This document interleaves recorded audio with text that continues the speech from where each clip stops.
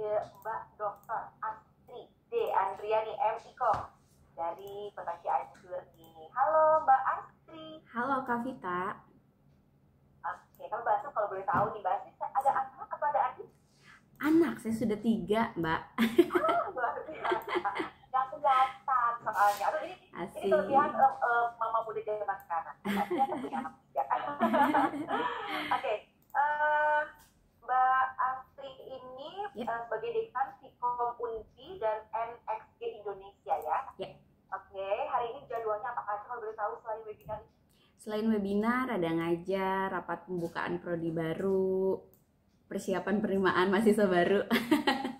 Karena aktif juga tugas tambahannya di dekan. Dan bahagia ya. Silakan mungkin Mbak Astri juga mau menyapa dulu nih teman-teman dari Nganjuk, banyak banget sekitar 500 kita nih yang sudah bergabung. Oke, terima kasih banyak Mbak Vita, mohon izin ya. Bismillahirrahmanirrahim. Assalamualaikum warahmatullahi wabarakatuh. Hai teman-teman di Nganjuk Jawa Timur, apa kabar hari ini? Mudah-mudahan sehat dan bahagia senantiasa. Hari Rabu ini menjadi hari Rabu yang begitu cerah dan menyenangkan bagi saya karena sudah dibuka dengan manis oleh Kak Vita ya. Terima kasih banyak, tadi juga sudah menyimak gitu ya Pak Kadis gitu ya tentang etika gitu ya di media sosial. Mohon izin share screen. Nah, oke.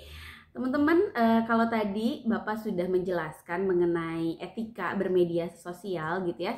Di kesempatan kali ini saya pengen ngobrolin soal perlindungan anak di ranah online. Perkenalkan, teman-teman, nama saya Astri Dwi Andriani. Mohon izin next. Teman-teman bisa panggil saya Astri, Kak Astri atau Mbak Astri.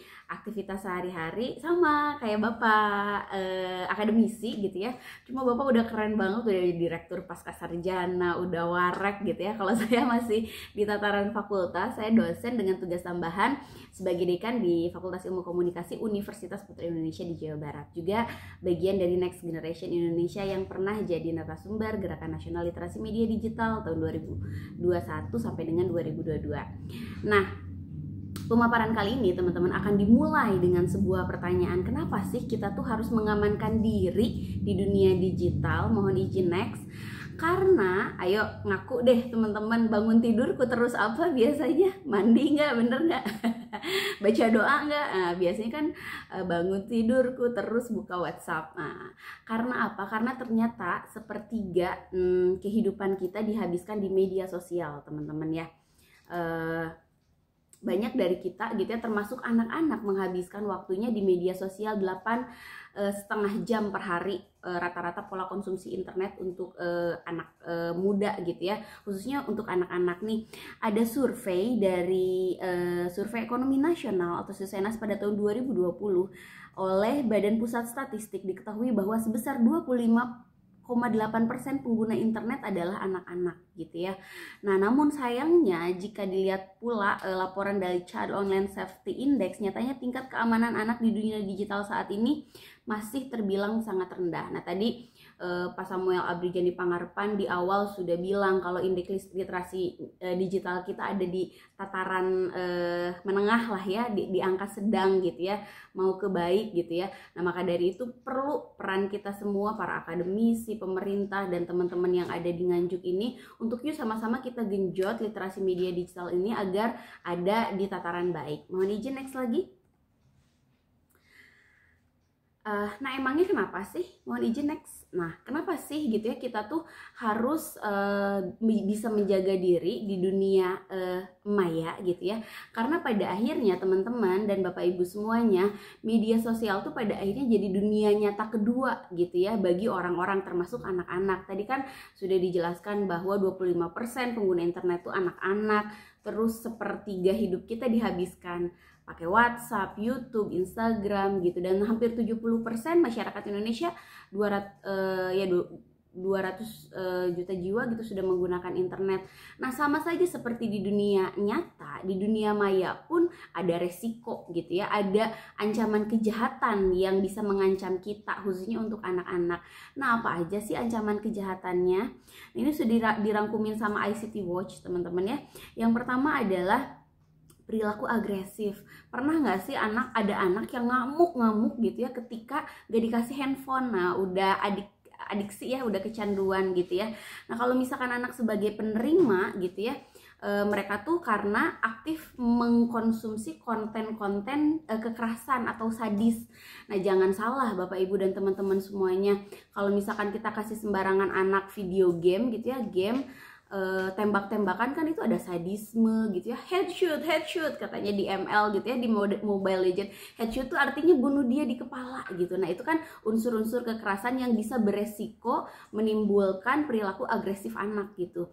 Nah, kalaupun misalkan anaknya sebagai korban, pada akhirnya anak jadi korban bullying atau korban perundungan. Selain perilaku agresif, teman-teman semuanya, ada resiko kedua yang mengancam anak-anak kita di dunia internet. Yang kedua adalah seksual gitu ya. Nah, teman-teman, ini parah banget sih kalau misalkan di luar negeri, di Amerika sana ada korban, salah satu korbannya namanya Amanda Todd. Beliau itu adalah siswi SMP gitu ya, yang kenalan gitu ya melalui media sosial dengan orang asing. Mereka pacaran, akhirnya sending foto gitu ya, foto telanjang dalam tanda petik, dan pada akhirnya mereka putus gitu ya.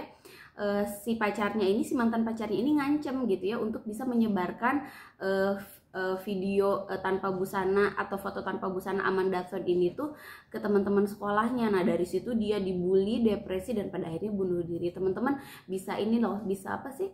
Bisa searching Amanda Todd. Nah, sebegitu mengerikan gitu ya resiko dari seksual gitu ya, yang mengancam anak-anak kita di dunia online gitu ya. Selanjutnya adalah nilai gitu ya. Nah, di sini juga kita kenal gitu ya, warga plus 62 netizen Indonesia tuh dikenal dengan netizen yang maha benar, yang suka ini ya, yang sering nyinyir gitu. Nah, ini juga ancaman selanjutnya adalah hate speech, teman-teman ya, ujaran kebencian, lalu penyebaran hoax. Nah, maka dari itu teman-teman, biar kita bisa menyaring diri, makanya Kementerian Komunikasi dan Informatika membuatlah filter tersebut dengan mengadakan literasi media digital ini. Next lagi, mohon izin. Nah, maka dari itu teman-teman dan Bapak Ibu semuanya, yuk kita sama-sama harus menjaga diri dengan fitur keamanan digital. Keamanan digital itu apa sih? Keamanan digital adalah sebuah proses untuk memastikan penggunaan layanan atau misalkan kita sebagai netizen tuh aman gitu ya, baik secara fisik maupun secara mental gitu ya. Hal apa saja sih, mohon izin next lagi, yang bisa kita lakukan gitu ya selaku orang tua, selaku guru gitu ya, untuk bisa menjaga, atau selaku kakak atau selaku om dan tante, untuk bisa menjaga anak-anak kita di dunia online gitu ya.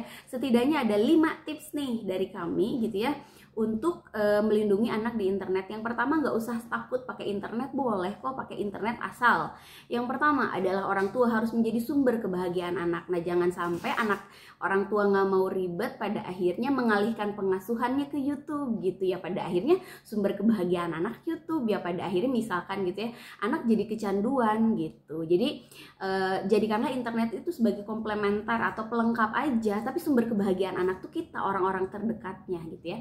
Itu yang pertama. Yang kedua adalah masuk ke dunia online mereka gitu. Kenapa enggak? Kalau anak seneng main game, kita juga ikut main game gitu ya.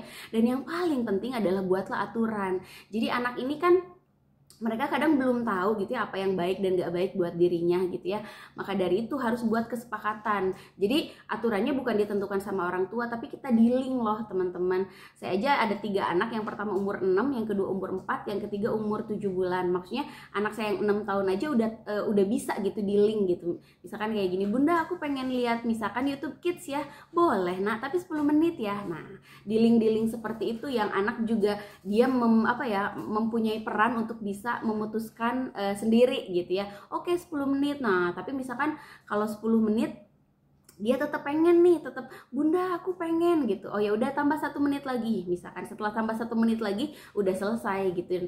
Kita juga sebagai orang tuh harus disiplin. Disiplin itu bukan berarti keras gitu ya, tapi tegas tanpa kompromi. Mau anak nangis muntah-muntah kejar, jangan dikasih, karena anak tuh kenal pola. Kalau dia ngerengek terus dikasih, ya pada akhirnya itu yang bakalan jadi senjata dia untuk bisa minta gadget selanjutnya. Jadi kitanya dalam tanda petik harus tega lah gitu ya, disiplin, tegas tanpa kompromi gitu. Yang selanjutnya adalah kalaupun misalkan teman-teman gitu ya, orang tuanya yang bekerja gitu ya, yang nggak bisa membersamai anaknya 24 jam, tenang aja Bapak Ibu dan teman-teman semuanya, kita bisa kontrol anak kita secara jarak jauh dengan aplikasi. Ini bisa download Google Family Link atau NetNanny gitu ya.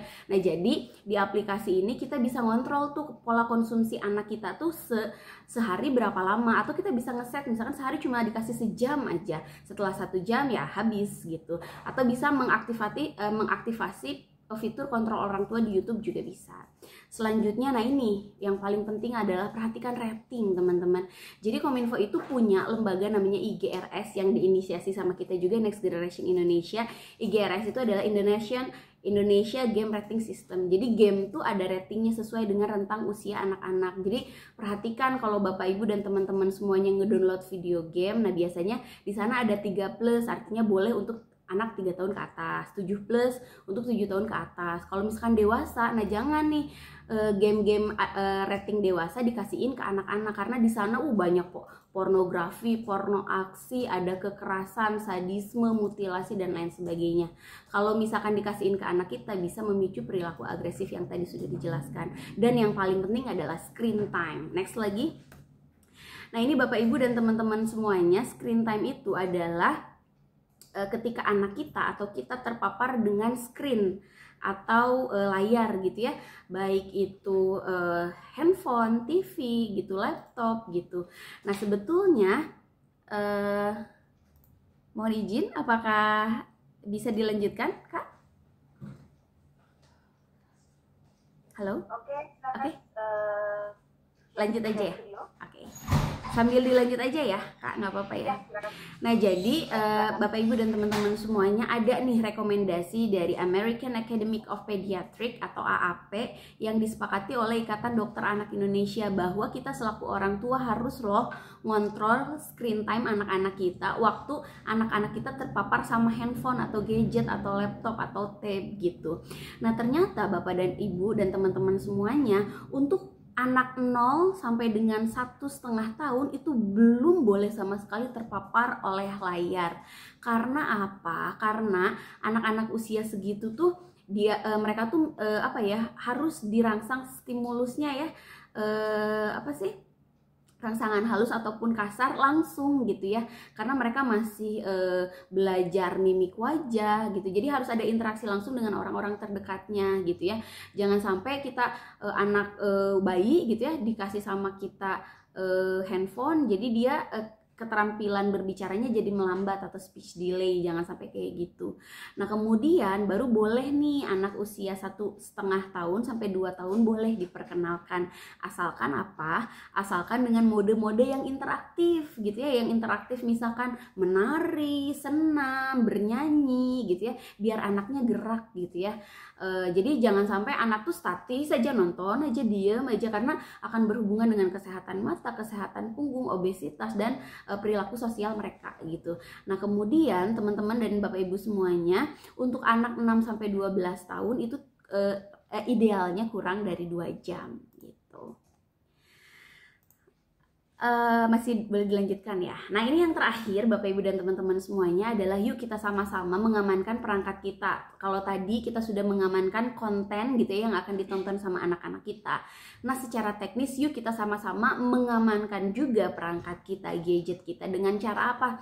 Yang pertama Bapak Ibu, kalau misalkan Bapak Ibu dapat SMS yang ngaco-ngaco, WA yang ngaco-ngaco, email yang ngaco-ngaco, misalkan selamat Anda mendapatkan hadiah sebesar 100 juta rupiah. Informasi lebih lanjut silahkan klik tautan di bawah ini. Hati-hati Bapak Ibu, bisa jadi itu phishing kalau link tautannya tidak terpercaya. Phishing itu apa sih? Phishing itu adalah pencurian data pribadi yang merugikan pengguna. Berasal dari kata phishing dalam bahasa Inggris, memancing atau mengiming-imingi calon korban dengan sesuatu yang menarik, contohnya hadiah, diskon, dan lain sebagainya. Ketika kita klik, nah data-data pribadi yang ada di perangkat kita tuh kesedot sama mereka. Di kota saya di Cianjur sudah ada 2 korbannya.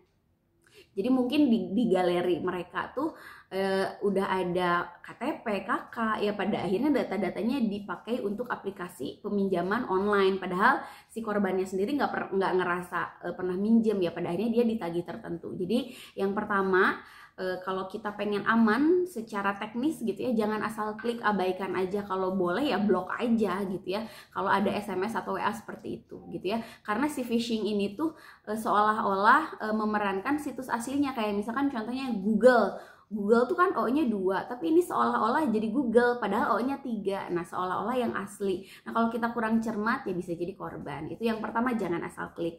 Yang kedua adalah buatlah password. Nah, jadi Bapak Ibu perlakukanlah our password like our underwear dalam tanda petik, tanpa mengurangi rasa hormat ya. Perlakukanlah password kita layaknya pakaian dalam kita. Kenapa? Karena pakaian dalam kan jadi ranah pribadi dan privasi kita, nggak pernah diliatin ke orang lain kan. Nah, begitupun dengan password, nggak boleh nih tuker-tukeran media sosial misalkan ya, karena ya password itu harus jadi ranah pribadi milik kita, khawatir disalahgunakan. Itu yang pertama. Terus yang kedua, diganti secara berkala, karena kan pakaian dalam kita juga diganti secara berkala. Dan yang ketiga adalah gunakan password yang kuat. Ya. Oke, siap. Udah selesai, dikit lagi. Nah, rekomendasi password yang kuat tuh minimal 8 karakter, gabungan huruf besar dan huruf kecil, juga angka. Jadi gak boleh Bapak Ibu kalau misalkan kita bikin password itu tanggal lahir atau misalkan bismillah gitu ya, atau 1 2 3 4 5 6 7 8. Nah, itu mudah banget diretas. Dan yang selanjutnya adalah kalau di WA nih Bapak Ibu ada namanya 2FA atau two factor authentication atau autentifikasi 2 arah. Itu gampang banget kok Bapak Ibu, tinggal masuk ke setting.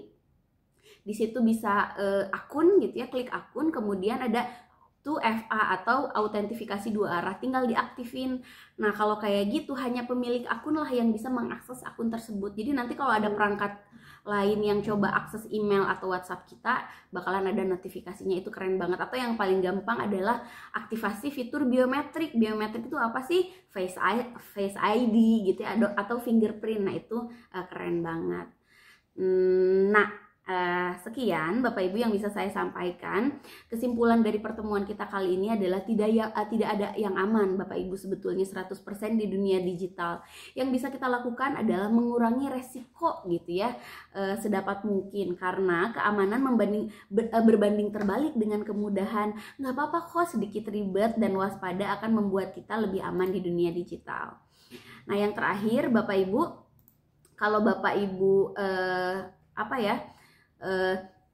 berminat untuk mempelajari lebih jauh tentang keamanan digital ini, Bapak Ibu bisa masuk ke www atau www.literasidigital.id. Nah, di sana banyak banget e-book yang bisa Bapak Ibu akses untuk meningkatkan literasi digital Bapak Ibu dan teman-teman semuanya. Sekian yang bisa saya sampaikan. Terima kasih banyak. Mohon maaf apabila ada kekurangan. Saya tutup. Wabillahi taufiq walhidayah. Wassalamualaikum warahmatullahi wabarakatuh. Saya kembalikan ke moderator.